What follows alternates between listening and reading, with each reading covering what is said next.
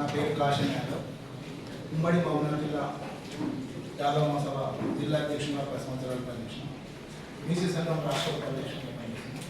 ముఖ్యంగా ఈ యొక్క డెలిగేట్ కమిటీకి మీరు ఇచ్చేసినందుకు, ఈ కార్యక్రమం రాష్ట్ర ప్రభుత్వం ఏర్పాటు చేసినందుకు, ఇందులో పాల్గొన్న ప్రతి అధికారుల కూడా రాష్ట్ర ప్రభుత్వ రేవంత్ రెడ్డి గారికి ప్రత్యేక ధన్యవాదాలు తెలియజేస్తున్నాం. ఎందుకంటే Babasaheb Ambedkar political power is master plan అన్నాడు. పొలిటికల్ పవర్ అనేది లేకపోతే మనం ఎవరైనా కూడా ఏం చేయలేము. ఇప్పుడు ప్రతి ఒక్క కోర్టు కానీ సంపాదించినటువంటి ఆస్తి పనులు మస్తు ఉంటారు, కానీ డబ్బు కన్నా అధికారం అనేది విలువైంది సార్. మాసమెత్తు బంగారానికి కన్నా, మనమెత్తు బంగారానికి కన్నా మాసమెత్తు అధికారం ఉంటుంది. ఈ అధికారం అనేది లేకపోతే ఆ జాతి వారికి న్యాయం జరగదు. ఇప్పుడు మనము భారతదేశంలో కులగణన అనేది జరిగింది 1931లో బ్రిటిష్ కాలంలో జరిగింది. భారతదేశానికి స్వాతంత్రం వచ్చి 75 సంవత్సరాలైనా ఇంతవరకు కులగణన అనేది జరగలేదు. ఈ కులగణన ద్వారానే మనకు ఏమైనా అంటే ఏ కులం ఎంత ఉందో ఏందని తెలవాల్సిన అవసరం ఉంది. అదే అదే సార్, జరుగుతున్నందుకు ధన్యవాదాలు తెలియజేస్తున్నాం సార్. అంటే మాకు ఇంతవరకు గుర్తించలేదు. పందులను, కుక్కలను, నల్లమలలో ఉన్నటువంటి పెద్ద పుల్లను కూడా పాదాల ముద్రలు తీసుకొని ఎన్నో అనేది లెక్కించారు. మా యొక్క కులగణన చేయడం అనేది ఈ రాష్ట్ర ప్రభుత్వానికి, తెలంగాణ రాష్ట్రంలో బీసీల పక్షాన ఈ కమిటీ ఏర్పాటు చేసినందుకు ధన్యవాదాలు తెలియజేస్తాం సార్. మీరు మా దగ్గరికి వచ్చి మా అభిప్రాయాలు తెలుసుకోవడం కూడా చాలా శుభసూచకం సార్. ఈ జిల్లాలో యాదవులు ఉమ్మడి మహబూబ్నగర్ జిల్లాలో 18% ఉన్నారు సార్. చాలా మటుకు సంచార జాతులు చాలా పరిస్థితి.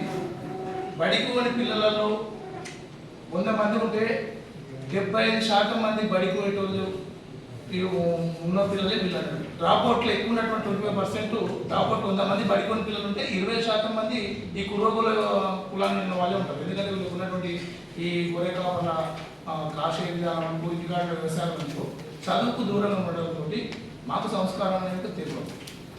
కాబట్టి మేము అడిగేది ఒకటే, చాలా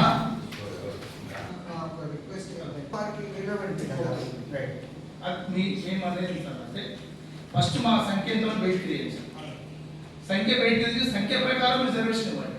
మాకు ఒక 50% కదా, 60% చూసిన తర్వాత మా సంఖ్యకు తగ్గట్టే మాకు రిజర్వేషన్ ఇవ్వండి. ఇప్పుడు మాకు అనేది అడుకోనికి విషయం కాదు. ఇలా ఎస్సీ ఎస్టీ వాళ్ళకు, మిగతా కులాల వారికి చట్టసభలో రిజర్వేషన్ ఉంది. ఈ 10% అసలు ఓసీల యొక్క జనగణన చేయకుండానే 10% ఈడబ్ల్యూసీ రిజర్వేషన్ ఇచ్చి మాకు 150 మార్కులు వచ్చినటువంటి బీసీ వాళ్ళకు ఉద్యోగాలు వస్తలేవు. 75 మార్కులు వచ్చిన ఓసీ ఉద్యోగం. దీనివల్ల బీసీల కొంటూ నట్టేట ముంచిన పరిస్థితి వచ్చింది ఈడబ్ల్యూసీ రిజర్వేషన్ ద్వారా. ఈ మేము అడిగేది ఒకటి సార్, మేము ఎస్సీ పరిస్థితిలో ఈ రాష్ట్ర గవర్నమెంట్ మేనిఫెస్టో 40% అని ఇస్తామన్నారు. మా జనగణన చేసి 40% గ్రామ స్థాయి వార్డు మెంబర్ నుంచి, వార్డు మెంబర్లు అదే స్థాయిలో ఉండాలి, సర్పంచ్లు అదే స్థాయిలో ఉండాలి, ఎంపీడీసీలు అదే స్థాయిలో ఉండాలి, జెడ్పీడీసీలు అదే స్థాయిలో ఉండాలి, జిల్లా పరిషత్ చైర్మన్ కూడా అదే స్థాయిలో ఉండాలి. సింగిల్ విండోలో కూడా ఈ యొక్క రిజర్వేషన్ ఇంప్లిమెంట్ చేయాలి. సింగిల్ విండో రిజర్వేషన్ లేదు సార్. సింగిల్ విండో ఈ సిస్టంలో బీసీ ఎస్సీ రిజర్వేషన్ అనేది సింగిల్ విండో మనకు పరిధిలో కోఆపరేటివ్ యాక్ట్ కింద అవుతుంది. అది సార్ మీ దగ్గర సూచన వచ్చిన తర్వాత ఇవ్వండి సార్. 80% మేము అంటున్నాం సార్.